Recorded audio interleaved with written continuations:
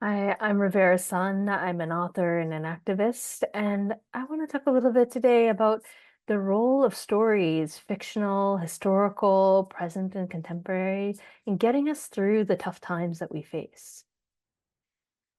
My journey with training people in nonviolent resistance against dictators, against authoritarianisms, on behalf of human rights and democracy actually started about 13 years ago when I decided to write a novel called The Dandelion Insurrection.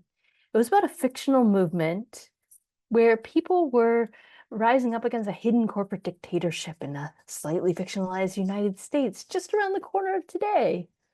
Well, forward 13 years, and I think we've squarely rounded that corner.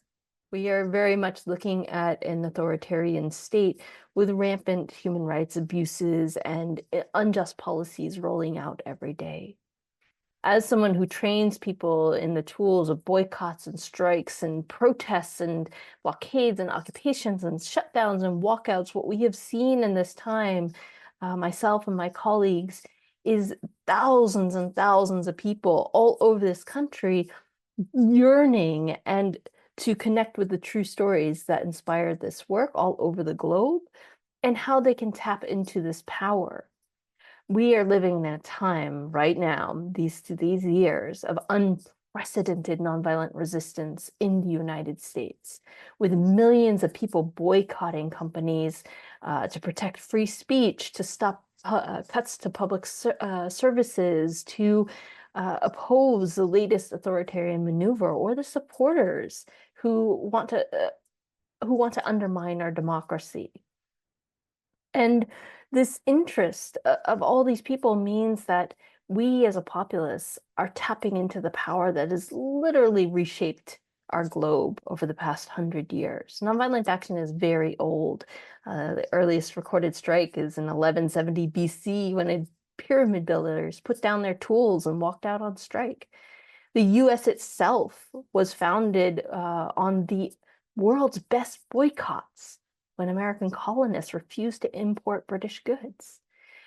Every social wave of history, every right and freedom in this country has pretty much come from a nonviolent movement, from the labor movement to the suffrage movement, the civil rights movement, the environmental justice movement, the women's movement, the anti-war movements. And so today we are in a new chapter of that. It's very challenging to live in these times. It's intense, it's fraught. It means that we wake up to one crisis after another. And what gets us through this, what gets me through this, is having good friends and companions, meeting regularly to give ourselves solace, comfort, grounding, anchoring, support. What really nourishes me is knowing that people all over the world have done this exact thing every time that they have risen up for democracy.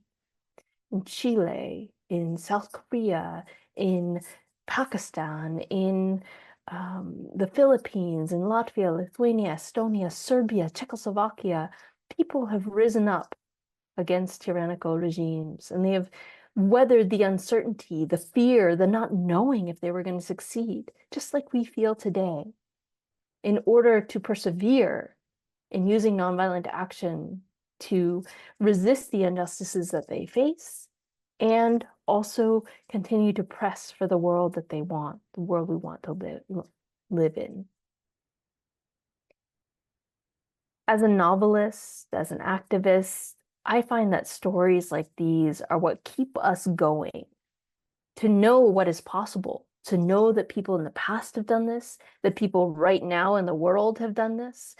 I edit a project called Nonviolence News, which collects and shares 30 to 50 stories of nonviolence in action every single week that shows what we are doing in this country to defend our rights and freedoms.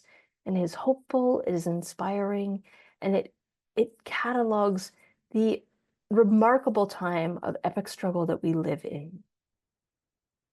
And I think that, the reason we tell these stories and share these stories is that we are hard at work creating our own stories, standing in the lineage of the future that is to come.